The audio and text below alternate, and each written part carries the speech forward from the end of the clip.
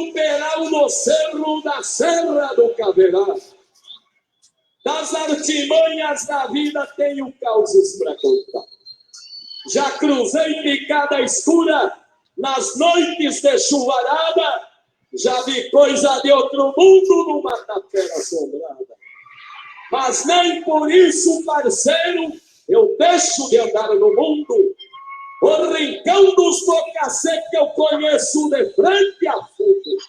Das peripécias da vida, pelhando já saltei fora. Cortei malgrane de rancho, os dentes das minhas esporas. Pouco me importa se o tempo um dia vai me matar. Eu não nasci para semente nem vim aqui para ficar. Agradeço a natureza por tudo que ela me deu. Meu nome fica na história para quem não me conheceu.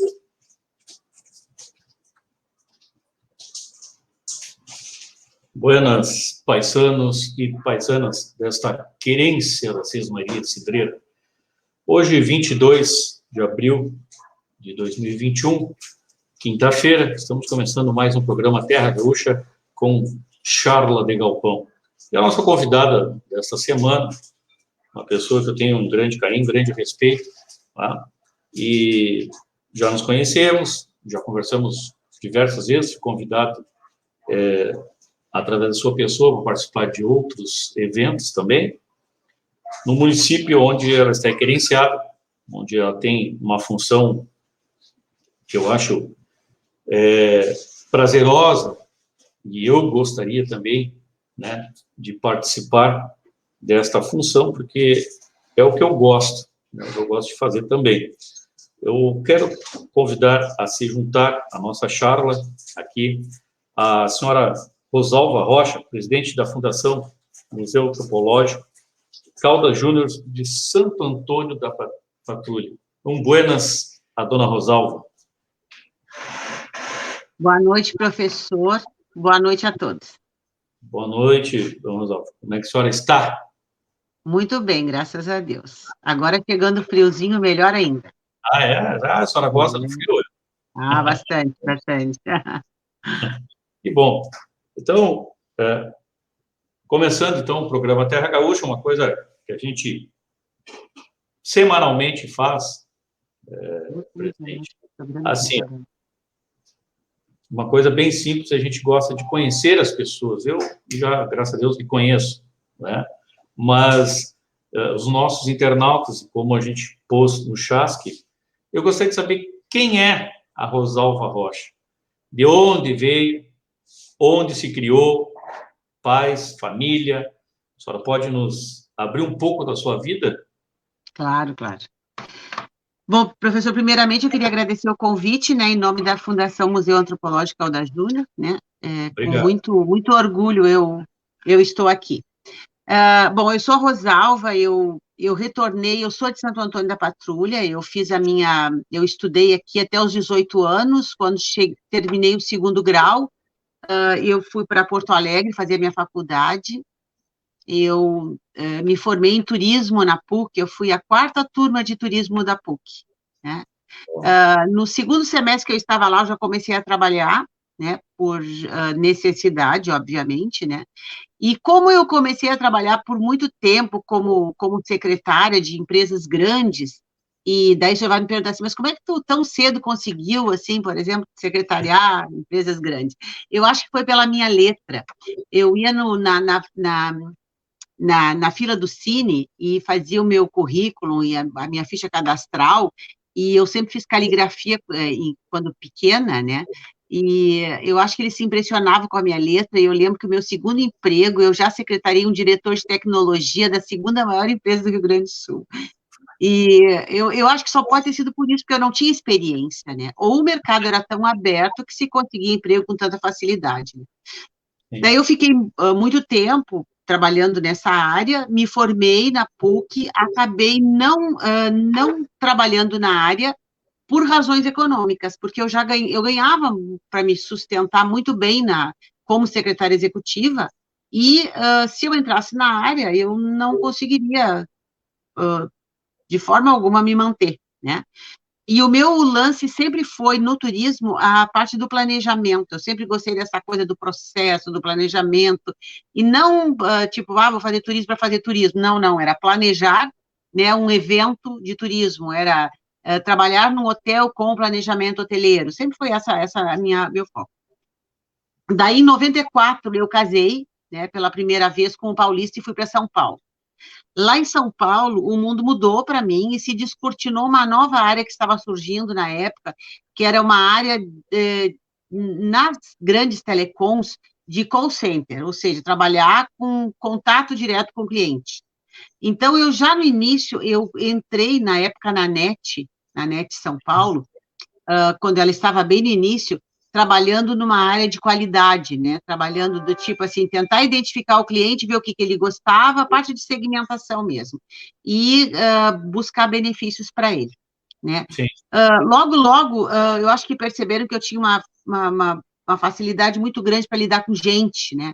E eu acabei sendo promovida para trabalhar na linha de frente mesmo, ou seja, para gerenciar a metade de um andar, digamos assim, de operadores, e daí trabalhar a parte de processo mesmo, que foi o que eu sempre gostei muito. E daí o mundo se descortinou para mim ali, né?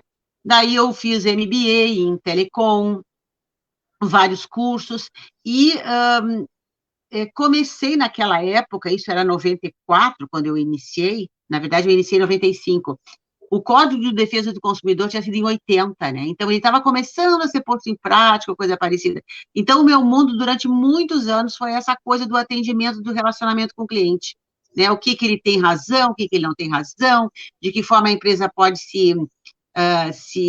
como se diz, se colocar frente a ele, né? Sim. E chegou um determinado momento, eu acho que 1 ano e meio antes de eu voltar, de eu retornar para o Rio Grande do Sul, que eu fui convidada para estruturar a área de ombudsman lá. O que era a área de ombudsman? Era a ouvidoria da NET, né? Então, eu passei de um lado para outro. Eu passei de gerenciar uma empresa para justificar seus erros frente ao cliente, a ser o representante do cliente e cobrar da empresa, né? Então, foi uma experiência muito rica para mim, muito rica mesmo. E eu acho que por esse motivo, hoje, eu tenho uma dificuldade muito grande de lidar com essa relação de consumo de qualquer coisa. Pode ser consumo até de cultura, por exemplo, demanda alguma coisa e aquilo não sai, aquele negócio não vai, não tem justificativa. Então, isso realmente me deixou uma pessoa... Eu já era meio inquieta, né? Me deixou mais inquieta ainda, né? Então, eu sempre gostei muito dessa área. Daí acabei voltando para o Rio Grande do Sul e voltei para trabalhar, já com uma proposta para trabalhar na Vivo. E daí eu trabalhei 2 anos e meio fazendo a gestão de toda a área de contact center da Regional Sul, né? Daí de lá eu saí, fui para empresas menores, daí estruturei alguns call centers e tudo. E daí em 2012, eu já estava há 8 anos com uma consultoria, né? Eu já tinha saído de empresas, né? Já estava aposentada, né, que é o pior, como eu digo, a pior profissão que existe, né, e daí nessa empresa que nós tínhamos, era como se fosse um guarda-chuva jurídico, e eu fazia essa parte de relacionamento com o cliente. Então, eu fazia treinamento nas empresas, estruturava as áreas de atendimento, de call centers, desenhava processos, então eu fiquei muito tempo fazendo isso. Mas daí, em 2012, uma das minhas irmãs foi diagnosticada com câncer, e a minha mãe já estava bem velhinha, já estava com quase 80 anos. E eu me apavorei, e na época eu estava fazendo um projeto dentro de uma empresa de merchandising, já quase um ano, me apavorei e me joguei para cá, para Santo Antônio, para tentar não perder a mãe também, né? E acabei ficando, a minha irmã veio a óbito em 4 meses, foi uma situação bem complicada, e nesse meio tempo, eu eu reencontrei meu marido, que na época era viúvo, né? E daí, em 9 meses, a minha mãe faleceu.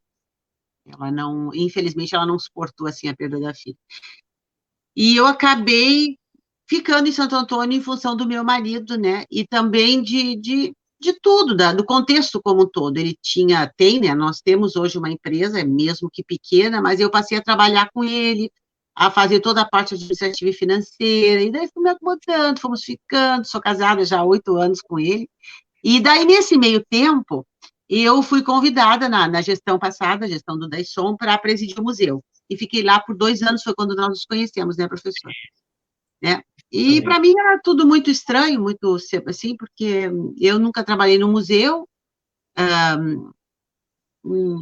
em órgão público muito menos, então, que é um mundo totalmente diferente, né? Mas fiquei 2 anos, foi muito bom. Dentre, assim, as coisas que eu me orgulho muito foi de ter feito a política de acervo, né, que nós implantamos, foi muito bom. Saí no 2º ano e acabei não voltando mais. E agora, com a nova gestão, né, do prefeito Rodrigo Massulo, eu fui convidada a reintegrar a equipe do museu novamente, e estou muito feliz, porque o museu é um celeiro para se fazer um monte de coisa, né? E importante também comentar, porque a história da cultura, né? Eu sempre gostei muito de escrever, professor. E sempre, desde pequena, gostava de escrever, de desenhar, sempre gostei dessas coisas, assim, sempre fui meio metida. Em 2007, a convite de uma amiga minha, eu e mais 2 pessoas, nós escrevemos um livro que se chama, né, Aos 40, nós éramos mulheres aos 40 anos. E ali começou a minha vida literária, assim, eu comecei a fazer oficinas, comecei a participar de antologias, e logo eu ingressei no Grêmio Literário Patrulhense, né, mesmo morando em Porto Alegre. Então, assim, essa área cultural, para mim, é uma área que eu tenho que me manter permanentemente em atividade, que é parte da minha vida. E eu acho que é por isso que hoje eu desenvolvo um trabalho voluntário no museu, mas com muito prazer, assim, realmente muito prazer. Logicamente, que eu não preciso lhe dizer que eu desempenho esse papel, porque também eu conto com pessoas que me ajudam, né? Porque eu jamais iria para um museu, por exemplo, se eu não tivesse, sei lá, uma equipe que me desse suporte, né? Mas realmente hoje tenho, né, muito bom, e eu gosto muito, sou bem feliz lá também. A gente passa muito trabalho, mas é bom. Eu acredito que a senhora esteja vendo uma situação nova, e a senhora quer revirar para ver o que encontra, mesmo passando 2 anos lá, mas sempre Sim. tem, né, a cada momento que a senhora entra lá para dentro, a senhora se depara ou com um problema que tenha que resolver, que daí é bem mais rápido do que aquilo que a senhora quer somar para dentro. Né? Claro, eu acredito claro. que seja isso, né? Querendo agora, né, colocar uma coisinha, né, na nossa conversa, a Carla, né, conheci a Carla aí, né, tive o prazer dela lhe chamar lá, inclusive até vocês estavam em reunião, né, e sentei ali a convite da senhora e conversamos um bocado de tempo, né, só também me contou sobre o Grêmio Literário, né, que já vinham me convidado, né, apesar de não fazer parte do município, mas haviam me convidado, e até comentei para a senhora. E o que a senhora hoje vê, o que faltaria dentro do seu trabalho, a sua visão, né, a visão Rosalva, o que falta para agregar para a Fundação Caldas Júnior?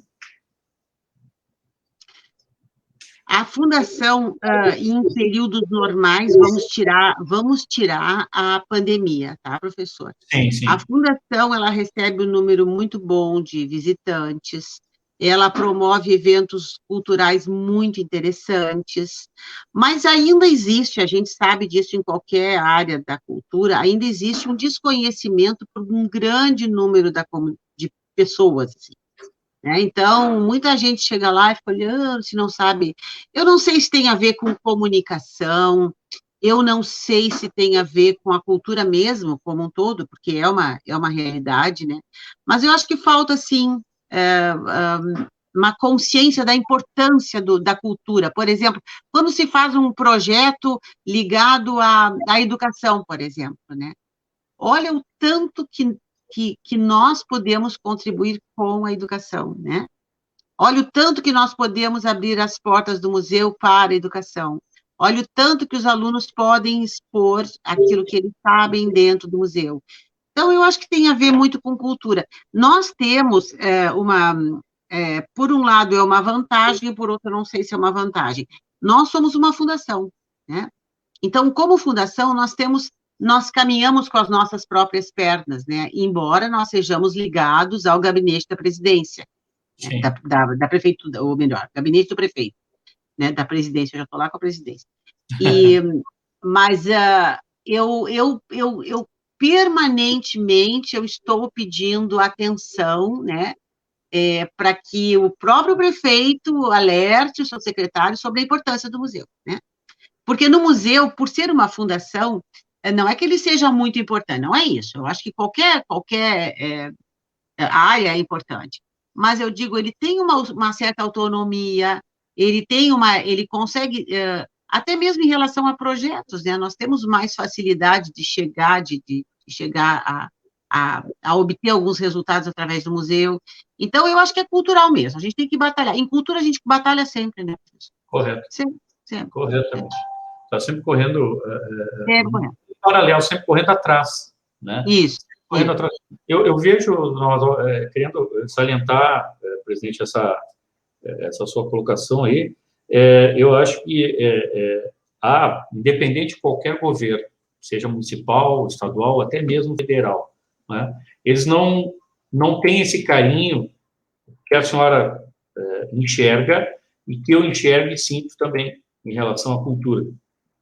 Porque a senhora que é da área do turismo, a senhora sabe que qualquer pedrinha que a senhora colocar num determinado espaço físico e colocar ali que foi um tropeiro que passou por Santo Antônio e deu um chute nela, vai se tornar cultural e um atrativo turístico. E, sim, às vezes, a gestão em si, qualquer ela, né, não tem essa visão.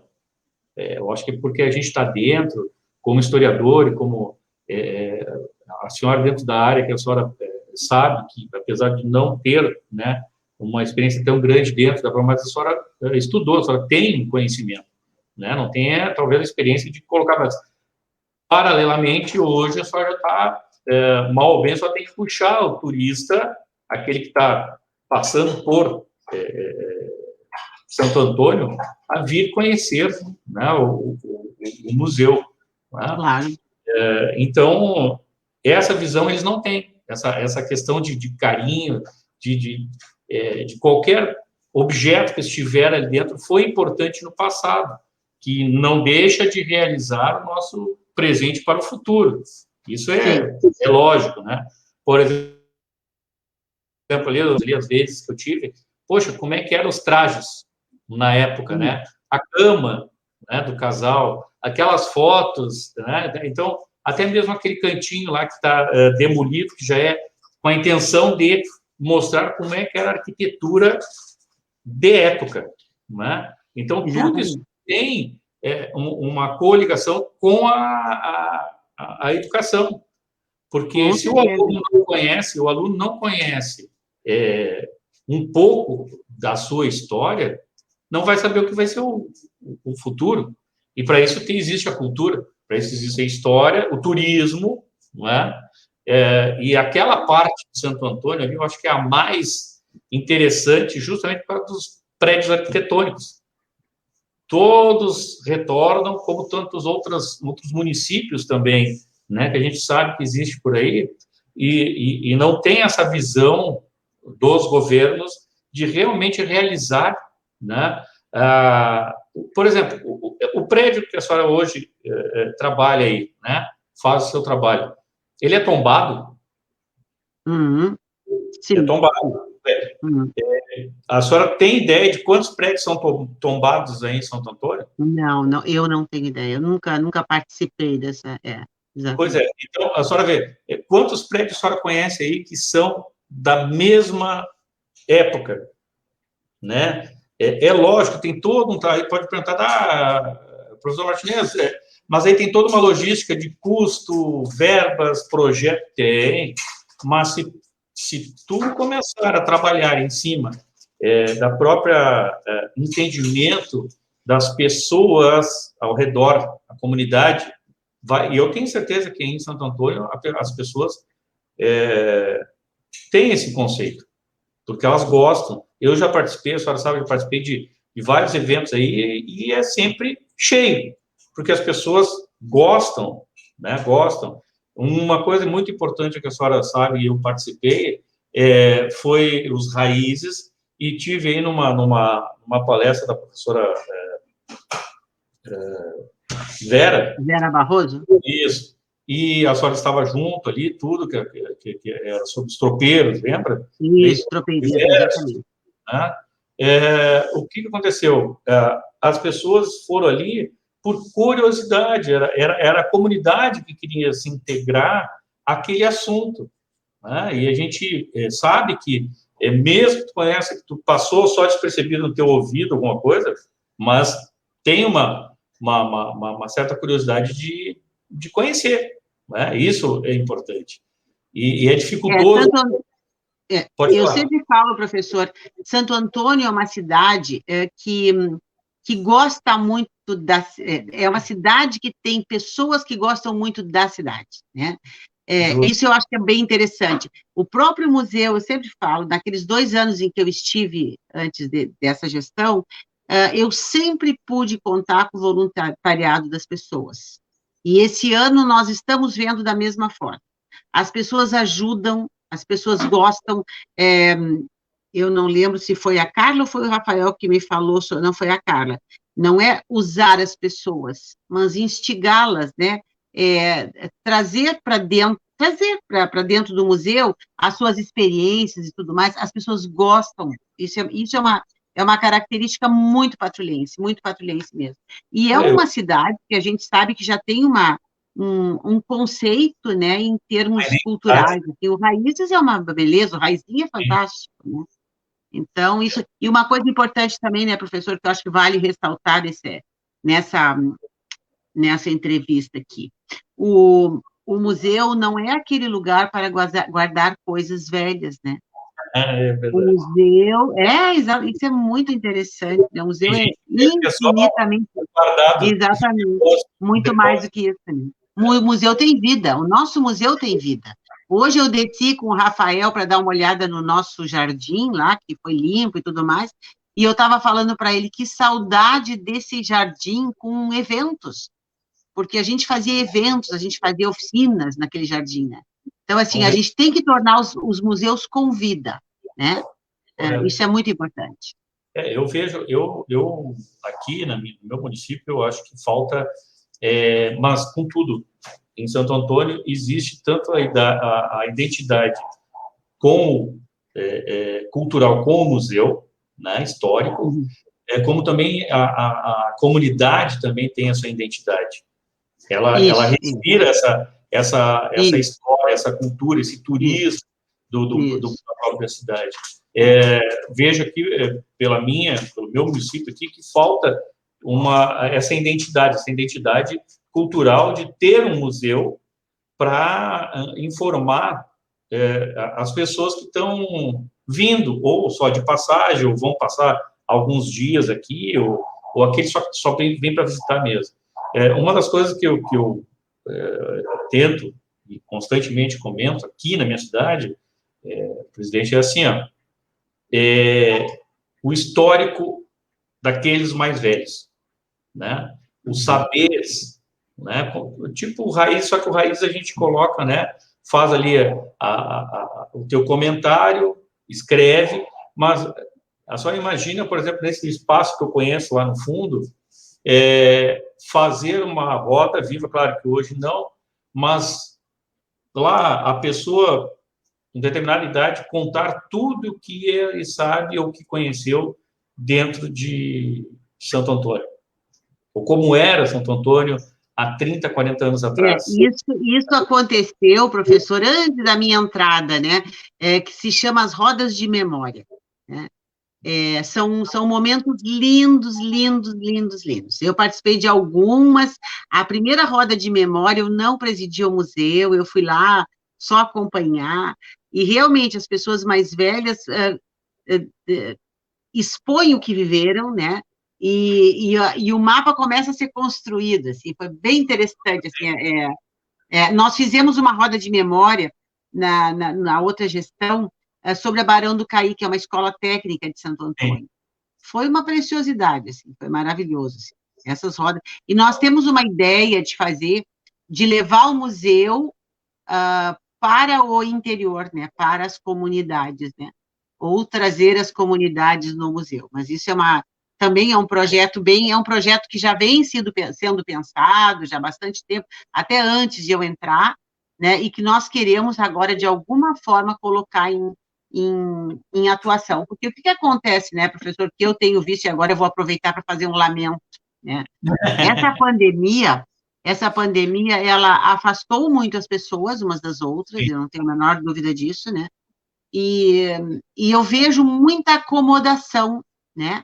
Porque eu não preciso ficar em aglomeração para aprender, eu não preciso ficar em aglomeração para me instruir, eu não preciso para nada, né?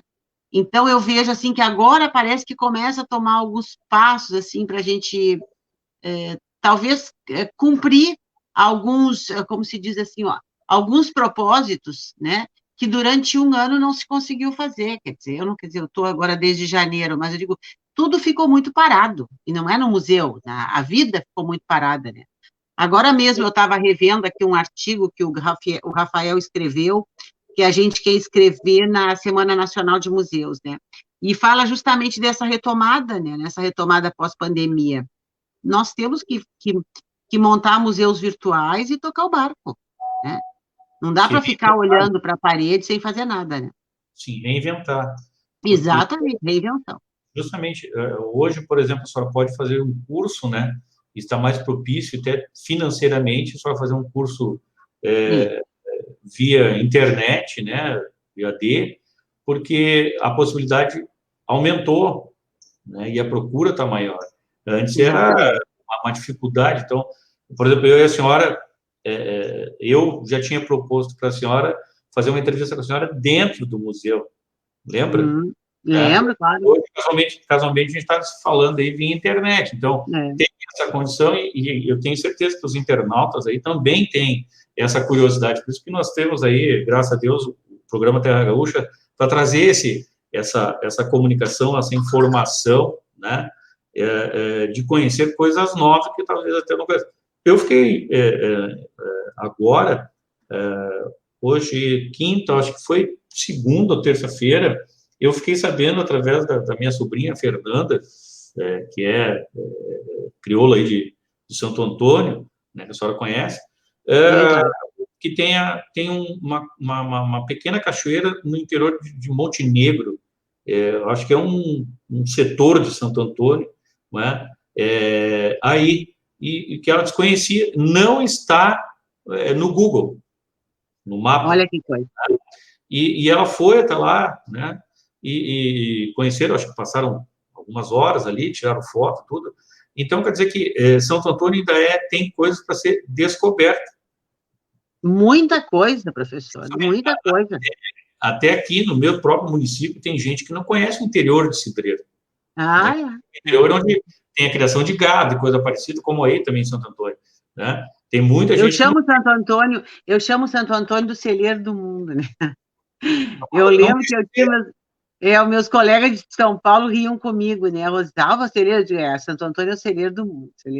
O nosso interior é tão bonito, que quando meu marido vai atender no interior, geralmente eu peço para ir junto. Nem sempre eu posso, porque eu estou trabalhando, porque eu trabalho com ele na parte da manhã. Né? Mas eu gosto muito de sair pelo interior. É um interior lindíssimo, muito bonito. Tem coisas que a gente, às vezes, não tem tempo de conhecer. Né? E, de repente, nesses deslocamentos, ela conhece coisas que a senhora nem imaginava que existia. Exatamente. Que chama a atenção.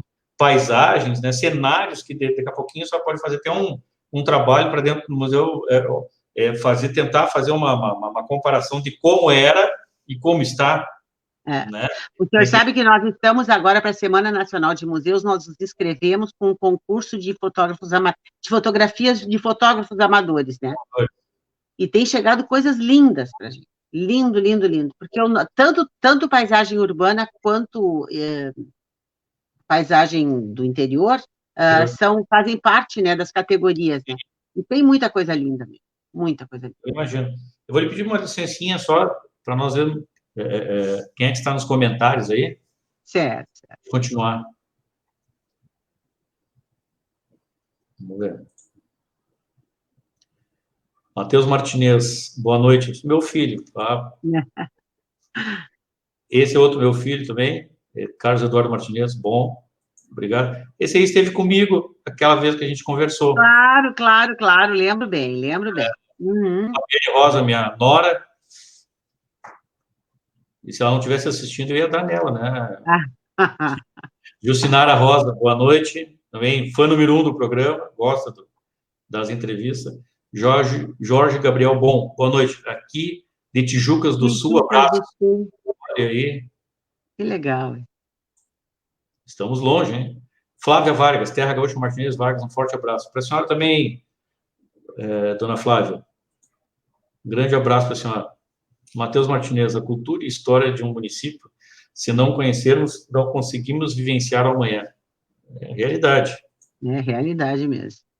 Carmen Monteiro, conhece esta... Nossa diretora de cultura. Nossa diretora de cultura. Na verdade, ela é diretora de cultura há muitos e muitos anos. Ela faz cultura há muito tempo. Ela sabe que eu entrevistei ela. Ah, sim, que legal. E quase deu o mesmo problema que estava dando com a senhora. Aqui eu não conseguia configurar uma situação. E lá ela deu um problema de ligação de internet, coisa aí, tipo, pá, olha, brigamos. E a dona Carmen, pessoa excelentíssima, me contou diversas aventuras dela aí. Ela tem muita aventura, essa aí tem. Essa aí faz cultura há muito tempo. Não, ainda disse para ela, nós vamos ter que fazer uma outra charla para nós continuar, né, contando as aventuras dela. O que a senhora apresenta, o que a senhora pretende, né, além da amostra que existe, a senhora deu uma beliscadinha nesse assunto, para o museu? A senhora tem algum projeto, além do que existe já hoje no museu? Porque eu me lembro que tinha uma sala onde os alunos faziam a apresentação dos seus trabalhos, né, que eu achei muito interessante aquilo ali, de expor e sentir que eles têm a vontade de fazer o trabalho e expor ali, né, naquela sala ali. Eu achei interessante aquilo ali na época. Bom, enquanto planejamento, tá, professor, nós não fizemos ainda um planejamento para o ano. Nós estamos aparando algumas arestas, tá? Sim. E, assim, as primeiras arestas que nós estamos aparando são as arestas estruturais, né?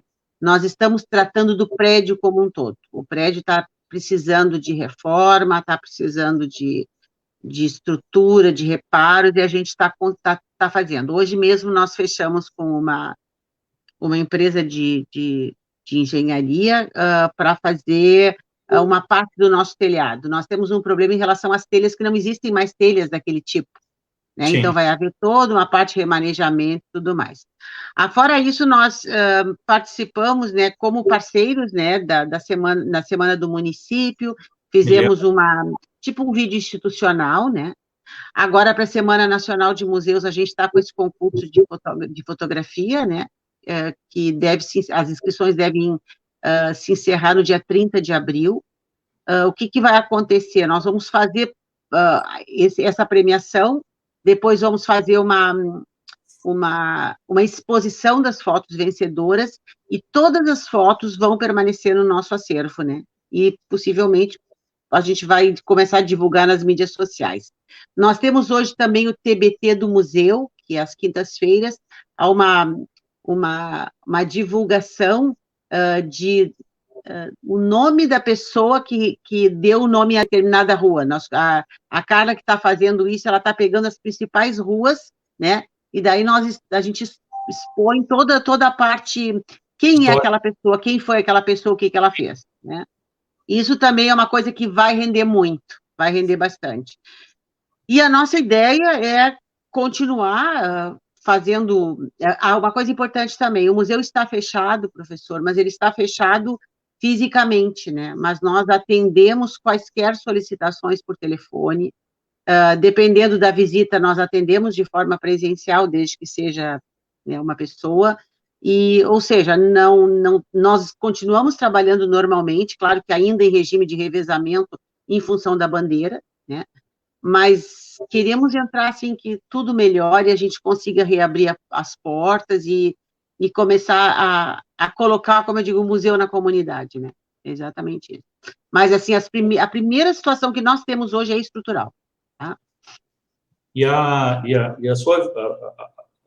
o seu entendimento hoje, como é que a senhora vê a questão, apesar de a senhora ter comentado, mas a senhora comentou que a pandemia afastou as pessoas, mas, em compensação, trouxe outros meios de se conhecer, de fazer os seus conhecimentos, né? Haveria uma possibilidade do museu fazer vídeos e levar até essas pessoas que se interessam, uma coisa, ou existe um site? Sim, claro, com certeza, com certeza. Com certeza. Existe todo. Eu não sei se esse projeto das comunidades nós vamos ter que fazer ainda em formato visual, né? Talvez esse seja o caminho, porque não se sabe quando tudo isso vai passar, né? Mas, de novo, me queixando, eu preciso me queixar. Eu acho que a pandemia está parando as pessoas, né? Esse período, para quem gosta de pesquisa, seria um período extremamente fértil para fazer muita coisa, né? Eu penso dessa forma, né? E eu acho que o pessoal, claro que até a nossa moral está ficando mais complicada. Vou dar um exemplo, por exemplo, no museu, nós somos 4 pessoas, tem a moça que trabalha lá nos serviços gerais, tem o diretor administrativo, tem a Carla, que é a servidora, e tenho eu. Eu encontro cada um de uma vez, nós não nos encontramos atualmente em função da bandeira. Então, é claro que às vezes a gente rompe uma regrinha aqui, outra ali, para a gente poder fazer uma reunião. E daí, naquela tarde que a gente está, os 3 estão juntos, rende muita coisa. Por isso que eu digo, está ficando difícil a gente trabalhar nesse formato, né? Então, eu acho que vale, assim, rezar bastante para que as coisas aos poucos voltem ao normal, para que a gente consiga produzir mais e melhor, né? E a senhora vê a possibilidade, por exemplo, de, hoje, no seu ponto de vista, né, não tem nada político, um novo secretário vir a querer fazer uma parceria mais direta com o museu? Parceria em que sentido o senhor fala? Incentivo de projetos, né, que o museu possa também abrir as suas portas para não só a comunidade, como também para um todo, né? Mas o museu e a Secretaria da Cultura, eles têm obrigação de ser parceiros. É uma obrigação, eu não vejo de forma diferente. A diferença é que existe uma Secretaria da Cultura, né? Sim. E existe uma fundação. Mas a parceria, em termos de cultura, a cultura é a mesma, tem que ser parceiro sempre. E nós temos hoje um grande ganho, na minha opinião, e isso eu acho que é importantíssimo deixar claro, que o nosso secretário de Cultura é uma pessoa da área da cultura. Nós temos uma diretora de cultura que sempre fez cultura. Então, por mais que os problemas aconteçam, o objetivo é o mesmo, né? E eu acho que isso é fantástico. É por essa razão que eu lhe fiz a pergunta, porque justamente é uma pessoa que tem conhecimento tanto de um lado do balcão quanto do outro lado. Exatamente. E a dona Carmen tem essa experiência aí de anos aí, exatamente.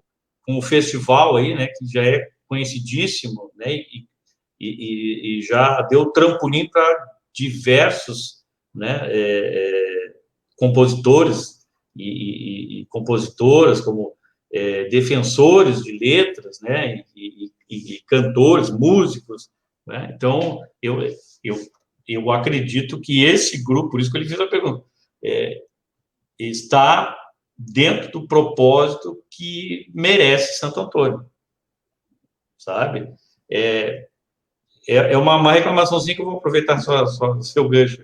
Eu não vejo e não consigo enxergar isso aqui no município que eu vivo.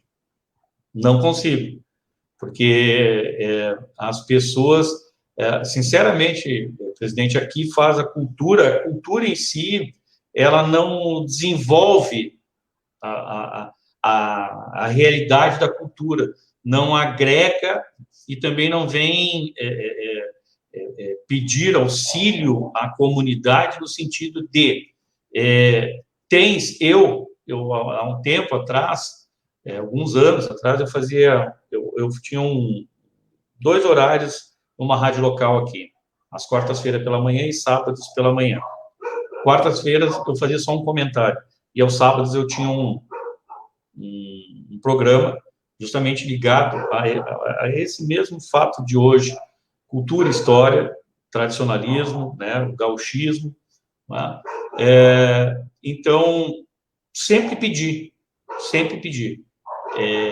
que as pessoas antigas, eu tenho várias entrevistas gravadas e pessoas que entram em contato comigo, que querem, como aquilo que a senhora falou, a roda de conversa que houve aí dentro do pátio, né?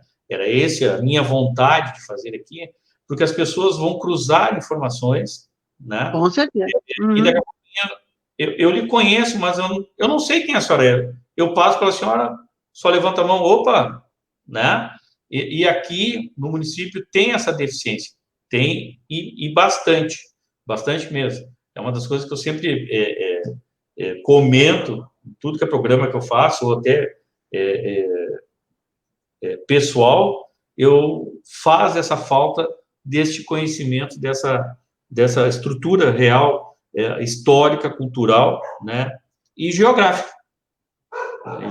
Porque todo mundo sabe, clica ali no Google, sabe o que é cidreira, mas eu tenho feito pesquisas há muito tempo e já consegui até saber a realidade e a real nomenclatura do município, porque todos os nossos municípios do Rio Grande do Sul têm uma origem no seu nome, né? Seja indígena ou não, mas existe justamente um histórico. E Cidreira tinha uma coisa assim meio fantasiosa, sabe? E eu fui atrás disso aí, revirando, e a senhora sabe que historiador é daqueles que fica fuçando até...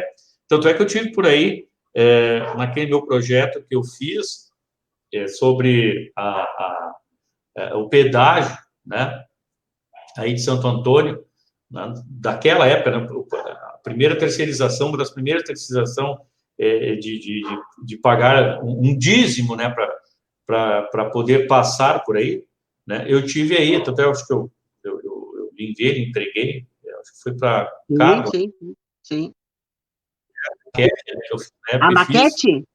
A maquete? E eu estava junto, sim. A foto da maquete, uma pena que houve, senão até eu doaria para o museu a maquete, mas eu doei para um museu aqui que é uma pessoa que gosta de coisas antigas e tentou montar um museu. Está aí o museu, né? Porém, ficou lá tirado, e daí, claro, caiu alguma coisa por cima, vai quebrando e coisa, e eu perdi, se eu não me engano, 9 maquetes que eu tinha feito, inclusive essa daí, de Santo Antônio, não é? Mas, e realmente Santo Antônio, acho que, eu nem sei dizer, mas eu tenho a ideia que tem diversos historiadores aí, né? Pessoas interessadas em mostrar o que é o município de Santo Antônio, né? E às vezes que eu fui até aí para participar de algum projeto ou apresentar alguma situação do raiz mesmo, raizinha, como eu tive outras vezes, eu vejo que as pessoas têm aquela ânsia de vir apresentar, se comunicar, fazer sua comunicação, né? E vejo que as pessoas realmente são participativas. Eu não lembro o nome do senhor que, neste projeto que a senhora estava ali na Câmara de Vereadores, acho que num salãozinho na Câmara de Vereadores. Nós fizemos uma sala lá na Câmara. De presente um livro, a senhora deu de presente um livro que está guardado aí, sobre o Raízes. Eu não tinha, né? Um dos Raízes. E teve um senhor que me perguntou né, de como é que era, até ele é um senhor, já de idade, ele era presidente do... Eu não me lembro qual é a instituição que ele era presidente, mas ele estava naquele dos tropeiros, um senhor bem falante, não estou lembrado o nome dele. E ele me perguntou como é que eu tinha conseguido essa pesquisa do pedágio, né, do suposto pedágio, na época, né, o curral da contagem, né? Curral da contagem. E eles, olha, através de um geólogo que veio até, acho que foi a dona Carmen que me falou, que veio a falecer há pouco tempo, e ele fez um levantamento lá, e através de um livro que ele fez, eu comecei a buscar mais informações, e consegui me localizar mais ou menos onde é que estava esse espaço físico, né? E eu fui até lá, e aí eu consegui fazer, claro, um pouco da minha mente, essa maquete, né? Dentro do que ele já tinha estruturado dentro do livro dele, né? Então, são coisas assim aqui. E como a senhora disse, assim como Santo Antônio é um celeiro para o estudo histórico de quase todos os municípios vindouros a partir de Santo Antônio, não só Osório, como Tramandaí, como qualquer um outro aí que tem todas essas ramificações aí, tem uma necessidade de voltar à origem mãe, para saber como é que se originou lá o município deles. Eu tenho uma amiga de Nova Hartz, talvez até a senhora conheça, muito... eu acho que ela foi, ou fazia parte do mesmo grupo de historiadores da professora Capovilla. Foi minha professora, Capovilla. E o nome dela é Vânia Ávila. E a gente conversa bastante, a gente troca bastante informações, e a gente se conheceu num Raízes, né? E depois, até que um dos que eu conheci ela me convidou para participar do Raízes lá do município dela, de Nova Hartz, que ela é professora lá, e até eu estive entrevistando ela também no programa Terra Gaúcha.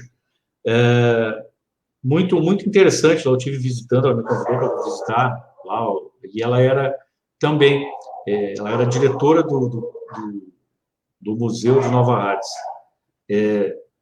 Peças incríveis, assim, da própria colonização ali de Nova Hartz. E aí ela obteve ajuda para montar o museu da própria comunidade.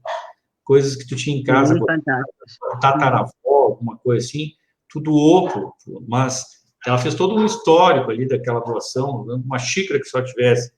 Ela colocou de quem doou, de quem veio, de quem era.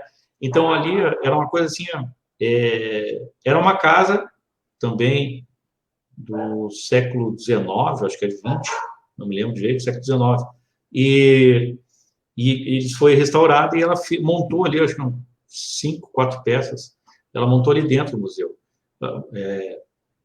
Assim, ó, muito interessante, e municípios ao redor iam lá para visitar o museu, justamente por esse fato que a senhora comentou, a história que tem, a identidade do município estava ali, de seus colonizadores, seus moradores antigos, né? E eu fiz um trabalho né, até eu estava fazendo, que era justamente a ferrovia de Palmares a Osório, né? E elas, tu tem algum conhecimento sobre a ferrovia daqui de Nova Hartz também? E casualmente eu tinha, né? Eu tinha alguma coisa assim que entrou, por acaso, né? Muito pequenininho, mas é interessante, e digo novamente, a identidade do museu vai trazer a identidade da comunidade onde tu vive. Com certeza. Né? Porque se não tiver, eu acho que não tem uma identidade, não adianta.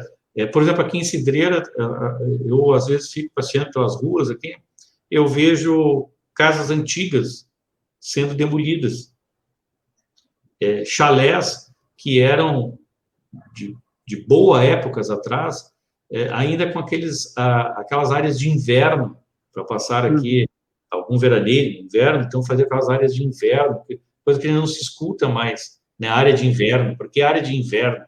Porque as pessoas se recolhiam ali naquela área, ficavam vendo os transeuntes, tomando seu chimarrão, seu café, seu chá, alguma coisa. Então, vejo essa desaparecer daqui, do município onde eu estou hoje, né, presidente? Mas eu estive já lhe digo, na cidade em Piratini, também, e parece que eu entrei dentro de um túnel, tá? Até por causa das capitais, né, da Revolução, eu estive lá coisas que me chamou bastante atenção, que era importante eu vivenciar, foi também, agora me escapou o nome do município, tem um forte que não foi acabado, Caçapava do Sul. Uhum.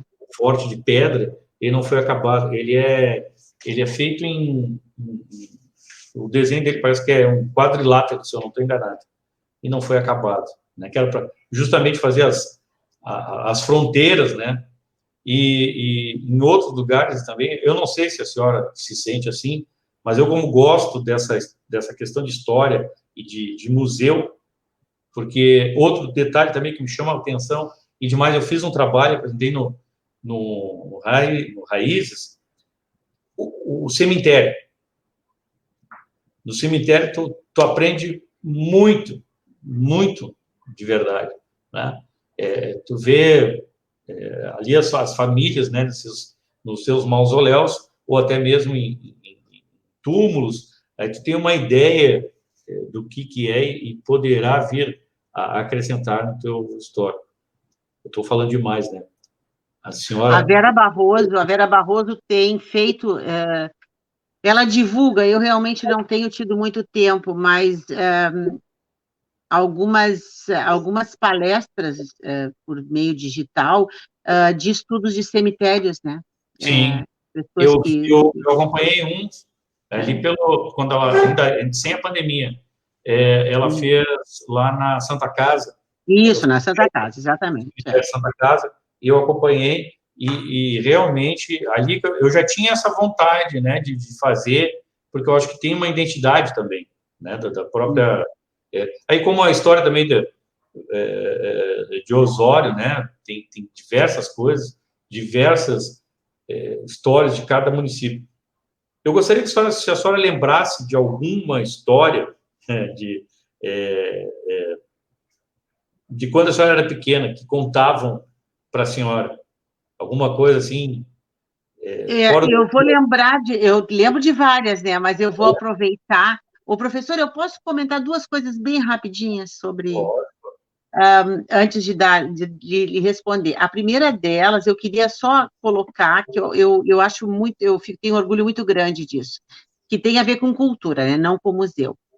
Santo Antônio hoje tem a antologia ininterrupta mais antiga de que se tem conhecimento que a Poesia na Praça. Isso eu acho que é um orgulho imenso para a cidade, né? Ininterruptamente, nós já tivemos 31 anos de Poesia na Praça, né? Lógico que eu participo nos últimos 8, 9, 10 anos, eu não tenho. Mas eu digo, imagine pessoas que publicam há 31 anos ininterruptos. Esse é um ponto. O outro ponto tem a ver com o museu. O que eu penso que se perde muito no caminho, né? É lógico que com uma política de acervo, a gente recebe um acervo, cataloga o acervo, guarda o acervo, aquela coisa toda. A gente sabe que não tem condições climáticas nem operacionais para guardar da forma como deveria, mas é a forma que se tem, né? O que eu acho que se perde nesse meio do tempo? A memória afetiva. A memória afetiva, ela não é registrada. E isso eu acho que é extremamente importante. Eu vou lhe dar um exemplo. No ano retrasado, um grupo de 39 mulheres, né, liderados por uma patrulhense também, eu ajudei junto com ela, nós fizemos um livro que se chama Receitas das Filhas das Mães. Cada uma de nós publicou uma receita do doce da sua mãe, ou do doce, né, que mais gostava, né? E junto com a foto e junto com a receita tinha a memória afetiva daquele doce. A minha mãe fazia na noite de Natal, a minha mãe fazia e me dava uma lambida. Minha mãe... Essa memória afetiva, eu acho que se perde nos museus. A gente não consegue, por exemplo, receber um objeto. Eu tenho, por exemplo, na minha casa, eu tenho um conjunto de... É porcelana, né? Então, tem o pinico com tampa, o porta-escova, o porta-sabonete, a jarra com a bacia, que o meu avô deu para minha avó no dia do casamento. Muito além das peças, que são lindas, maravilhosas, que eu tenho no meu quarto, eu gosto de mostrar para as pessoas e contar que o meu avô deu para minha avó no dia do casamento. A memória afetiva, para mim, é o que mais importa. Então, eu sinto que parece que falta um pouco disso, né? Essa coisa da memória afetiva. Bom, mas respondendo à sua pergunta, para mim é muito fácil. É muito fácil. Eu morei, até os 18 anos, numa rua muito próxima ao cemitério, porque a minha mãe tinha casa na Cidade Alta, né? Ali próximo ao museu, por ali. Sim. E eu lembro que eu levava os meus amigos, quando eu já morava em Porto Alegre, para nós irmos no cemitério, porque a vista é linda de morrer. E no muro, eu lembro de contar a história dos 7 fuzilados. Né? Eu contava aquela história dos 7 fuzilados, que, na verdade, tem várias versões de 7 fuzilados, né? Mas eu contava a história aquela de que um foi matando o outro, foi matando o outro, foi matando o outro, e todo mundo ficava muito abismado, né, com a história dos 7 fuzilados. E os 7 fuzilados, eles têm um túmulo no nosso cemitério. E a minha mãe acostumou ela era uma devota dos 7 fuzilados. Então, por exemplo, tudo que acontecia, assim, até mesmo se nós não íamos bem numa prova, ela dizia, vai lá e acende uma vela para os 7 fuzilados. E eu lembro de amigos meus ficarem muito bravos e dizer assim, olha, dona Anitta, a senhora pode fazer a promessa que a senhora quiser, só que nós não vamos subir essa loma para ir lá pagar a vela para os 7 fuzilados. Então, a história dos 7 fuzilados tem uma relação muito grande com a minha infância, né? Até a minha adolescência mesmo, assim. Então, é a história que eu lembro, assim, meio folclórica, coisa parecida, mas que eu nunca esqueci, assim, eu subindo, porque a minha casa da minha mãe já era numa subida, mas nós tínhamos que fazer um S, né, até chegar no cemitério, que era um ponto bem mais alto, e lá eu lembro que até hoje, eu acho, a vista maravilhosa, linda, ver toda a cidade, e contar para as pessoas a história dos 7 fuzilados. Sim, mas é que tá, justamente o que a senhora falou agora da memória afetiva, dessa questão dos doces, essas memórias é que traz, né, a lembrança para as pessoas, e tenho certeza, presidente, que as pessoas, como a senhora lembrou já de momento desse fato aí do folclore, da história dos 7 fuzilados. A senhora imagina mais 5, 7 pessoas e cada uma contar a sua vivência, a sua história, ou relembrar, de fato, até de brincadeiras, isso, ou uma traquinagem, né, que fizeram na época de criança, né, que está escondida na memória. Isso, porque eu vejo assim, eu vejo por mim, se eu apanhei do meu pai e da minha mãe, no momento, aquela brabeza, aquela raiva, né? Mas hoje eu entendo por que me bateu naquela época também, porque eu aprontei e merecia, né? Então, essas memórias, que às vezes até me pego aqui falando com meus filhos, com minhas noras, com a minha neta, coisas que tu fez, tu não contou para ninguém, ficou no teu reserva, lá no teu HD. No teu HD. Então, aí, daqui a pouquinho, bota um pendrive ali, tu ressuscita aquele HD, né? Daí tu começa. Eu acho interessante isso aí, porque daqui a pouquinho a pessoa se emociona e começa a falar de uma emoção, mesmo que ela tenha apanhado. Daqui a pouco claro. Ela ri daquela sova de laço, né, como a gente falava na época, ou, sabe, daquele castigo. Mas por que eu fui fazer aquilo? Nós falávamos também, né, professora, aquela sumanta de laço, lembra? Isso, justamente.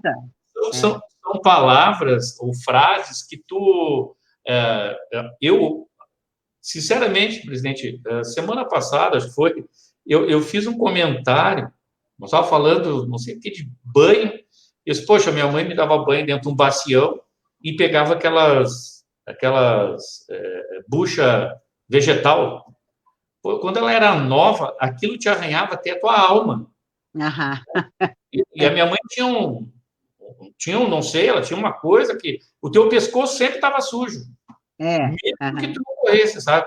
Mas ela passava aquela bucha no teu pescoço, embaixo, atrás, com tanta vontade, assim, que aquilo parecia uma esponja de aço. Né? Então, são coisas assim que tu lembra, sabe? Que tu lembra e aí tu vai contando. Né? Eu lembro também que outras determinadas histórias que às vezes ou palavras que na época a gente comentava e hoje as crianças, por exemplo, minha neta não conhecem. Né? As crianças não conhecem. E eu acho que se pegarmos aí umas pessoas que tenham uma memória fresca entre 80 e 85 anos, 90, que eu tenho uma pessoa aqui que me conta diversas histórias, que está lá de 90 anos, só para a pessoa ter uma ideia. Ela tem a memória dela como se fosse ontem. Né? E fosse contar para essas crianças de escola, aí, quarto, quinto ano, que a gente não tinha, na época, essas coisas de eletrônica, de computador e coisa. Né? A gente, fazer uma pesquisa na escola era através da biblioteca da escola, biblioteca pública. Tinha que fazer e depois passar limpo ainda. Né? Quantas vezes eu fiz sabatina, eu falo para minha neta, tem que fazer uma sabatina, mas o que é isso? Né? Sabatina, na minha época, era comum tu fazer sabatina, fazer a prova. Super né? comum. A prova, né? A caderneta de frequência da escola. Eu estudei em colégio de padre, então a senhora imagina como é que era, né? Era sistemático, quase militar, né? Tu tinha que entrar. Sim, eu estudei com freira também. Então a senhora sabe, né? Então, eu, por exemplo, eu fugi de um castigo. Olha só. Então, são coisas assim que, claro, tu não vai contar toda hora, porque tu também sabe que tu foi, né, fez uma sem vergonhice por aí, né? Mas sem maldade com ninguém. Né? Eu invadi, no meu último dia de escola, eu invadi a clausura no Santa Terezinha. Aquilo, para mim, foi o máximo, né? Até eu chegar lá, um colega meu, que hoje até mora em Goiânia, e chegar à conclusão de que parecia uma UTI, porque não tinha nada de interessante. Era uma cama, um criado mudo, uma cortina. Uma cama, um criado mudo, uma cortina. Mas, para mim, era o meu sonho, eu fiz isso, tá tudo certo. Porque aquilo era fechado, né? Era trancado. Exatamente. Então, aquilo ali que te aguça a curiosidade. Exatamente. É o que eu falo, aquilo que tu não tem acesso fácil é que te aguça a curiosidade. Claro. Então, tipo, várias coisas que a gente sabe, e que uma das coisas que eu também falo, poxa, quantas vezes eu fui benzido de alguma coisa, quantas vezes eu fui costurado por causa de um jogo de futebol que eu machuquei a perna, alguma coisa.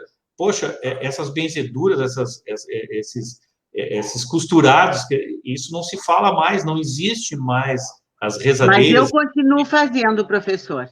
Mesmo? Sempre, com certeza, sempre. Assim como eu sempre recomendo para a minha sobrinha neta, ou melhor, a esposa do meu sobrinho, para levar minhas sobrinhas netas para tomar uma benzedura. Eu acho muito importante. Eu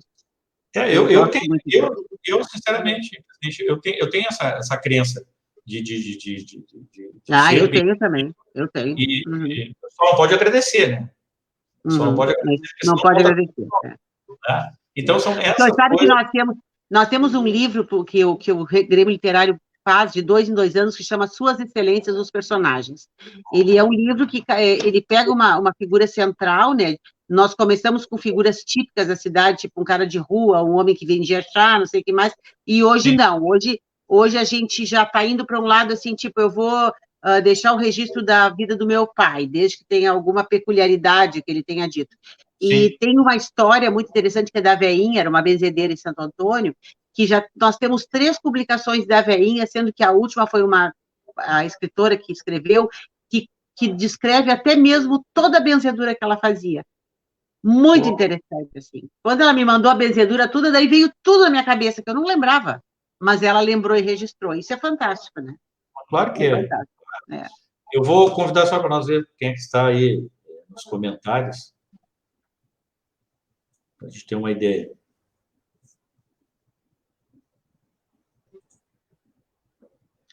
Ó, dona Carmen, parabéns. Obrigado, dona Carmen. Um beijão para a senhora.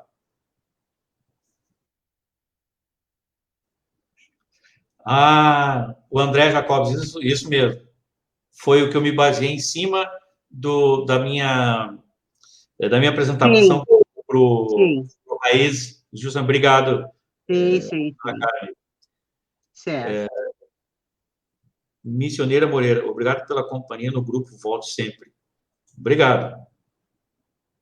Então, realmente foi ele que em cima de um livro dele, é que eu me baseei onde é que estaria localizado. Aí eu fui lá e realmente encontrei algumas coisinhas assim que curiosidades que não tinha posto no livro. Sim. Aquilo ali eu fiz a maquete, né, no que ele comentou no livro e o que eu entendi, o que eu pesquisei ali na época. Isso foi bastante interessante para mim. Muito obrigado, dona Carmen. Eu quero que a senhora diga mais alguma coisa e dê as suas considerações, apesar do nosso tempo curtinho, que foi uma falha nossa, né? E uma coisa que eu quero ressaltar aqui, a dona Rosalva Rocha, ela é presidente da Fundação Museu Antropológico Caldas Júnior de Santo Antônio da Patrulha. É que nós colocamos, a senhora viu, né, no Chasque, diretora, né? E foi um erro mesmo que nós fizemos rápido para não ter perca de tempo e nos passamos. O que a senhora tem para nos comunicar mais, dona Rosalva? Eu vou convidar todos para seguirem a página do museu no Facebook, né, que é Fundação Museu Antropológico Caldas Júnior. Hoje, casualmente, foi aberto um perfil no Instagram para o museu. Colocar o nosso telefone é o 3662-2738. O nosso e-mail é museucaldasjunior@pmsap.com.br e convidar a interagir conosco, né, nos acompanhar nas redes sociais, incentivar as pessoas que leiam mais, que visitem mais museus, que escrevam sobre suas memórias afetivas. Isso é muito importante. Nós temos livros no Grêmio Literário, por exemplo, que a gente diz para a pessoa, olha, não quer escrever, não diz, nós vamos à tua casa e escrevemos para ti. Isso é muito importante. Deixar registradas as memórias das pessoas, né? E nesse tempo todo difícil que a gente está vivendo de pandemia, eu acredito, sinceramente, professor, que muita gente, os bons de cabeça se voltaram muito para isso, né? Para tentar aproveitar o tempo com cultura. Isso é muito importante, né? Porque como que a gente pode viver, é bem aquela história. Eu não sou uma pessoa que viva do passado, muito pelo contrário, eu sou extremamente rápida, estou sempre lá na frente. Mas como é que eu vou conhecer ou traçar o futuro se eu não conhecer o meu passado, né? Se eu não registrar as coisas, se eu não valorizar os meus momentos, né? Então, não tem... Em relação ao Museu Caldas Júnior, é tudo de bom, né? Um celeiro que a gente pode fazer muita coisa boa. É uma pena que, obviamente, como em qualquer lugar, a gente tenha dificuldades, tanto operacionais quanto financeiras, como pessoais também, né? Mas eu acho que dá para fazer com simplicidade, não há necessidade de grandes, né? E deixar coisas boas para a comunidade, isso é fundamental. E também lhe informar que a nossa Avenida Borges de Medeiros está sendo revitalizada, professor. O senhor que gosta tanto, então o senhor que gosta tanto, ela está sendo revitalizada. Então, certamente ficará muito bonita também. Eu já acho ela, assim, simples, bonita, imagina revitalizada, né? Porque tem de prédios arquitetônicos aí, de séculos passados, eu acho muito bonita essa parte alta aí, né? Eu acho que isso, tu começa a olhar para os prédios aí, tu começa a entrar um pouquinho na história, aí que entra o fator aquele de ter um informativo justamente que entra na sua área, turístico, olha, aquele prédio lá, ou aquele outro, sabe, para ter uma ideia que, apesar que hoje, e como é que, aí que está, né, presidente, a casa em si, hoje, que estão construídas aí, né, como é que era vivenciado entre vizinhos, que era praticamente uma parede que dividia, não é? Tinha um pátio no fundo e não tinha pátio frontal. Não tinha pátio frontal. Incrível, tu já entrava na sala praticamente, tu fazia aquele corredor e lá no fundo, que nem é o museu aí, né? Tu tinha uma sala, tinha uma outra antessala, tu já passava por um quarto, no fundo tu ia para a cozinha, tu ia ao fundo, no caso, o jardim. Então, como é que as pessoas... Eu fico imaginando como é que vivenciaram aquela vida, né? E todo mundo se conhecia, era impossível não se conhecerem. Famílias, o senhor sabe que hoje eu estava comentando com o Rafael que, como eu morava na Pinheiro Machado, eu morava na Rua da Fonte, só que na parte de cima. Quando eu ia na Borges de Medeiros, eu dizia, mãe, eu vou na Rua Grande. A Borges de Medeiros, para mim, se chamava Rua Grande. Isso era uma coisa bem interessante. E eu lembrei de outra coisa agora, que nesse momento eu esqueci, que era super importante falar também. Eu lembro que eu fiz parte, durante, acho que uns 4 anos, da Academia de Escritores do Litoral Norte, ali de Osório, né? Pegava Osório, Capão, e eu lembro que a primeira antologia que nós publicamos, eu tenho uma crônica, que o título da crônica é A Nossa Casa Velha, que não era nossa. Eu descrevo todos os cômodos de uma casa que meu pai alugou por muitos anos até construir a nossa casa, que é justamente isso, né? Aquela coisa assim, do banheiro do lado da cozinha, que o chuveiro era álcool, né? Que daí o quarto tinha 3 portas, né? E que se contasse, eu dizia assim, gente, essa mulher é louca, não, mas é exatamente a nossa casa velha que não era nossa. Legal. Então, tem que registrar essas coisas, porque senão elas se perdem, né? Justamente. E agradeço, presidente Rosalva Rocha, aí, né, à frente da Fundação Museu Antropológico Caldas Júnior, e muito feliz, e desculpe, né, a gente chegar atrasado, né, mas eu tenho certeza, o programa Terra Gaúcha em Charla de Galpão está aberto para qualquer coisa que a senhora precisar nos informar. Muito obrigada. Informar a nossa comunidade aqui também, cidreirense, como também qualquer outra comunidade que estiver, né, nos assistindo aí, está aberto. Falei para a dona Carmen também, e eu acho que é importante essa troca de informações, esses questionamentos aí, e conhecer, né, um pouco da Rosalva, porque às vezes as pessoas, como ele diz, passam, lhe conhecem, mas não sabem quem é, né, quem foi, ou sabe o que está fazendo hoje, mas e ontem? Quem era? Né? Conheci, talvez, pessoas do seu passado, e conheci os seus pais, mas será que aquela é a Rosalva? Não me lembro dela direito, só me lembro dela pequenininha, correndo, né? Então, tem esses questionamentos. Lhe agradeço, um bom fim de semana para a senhora e para a sua família, né? E que a gente esteja sempre com saúde.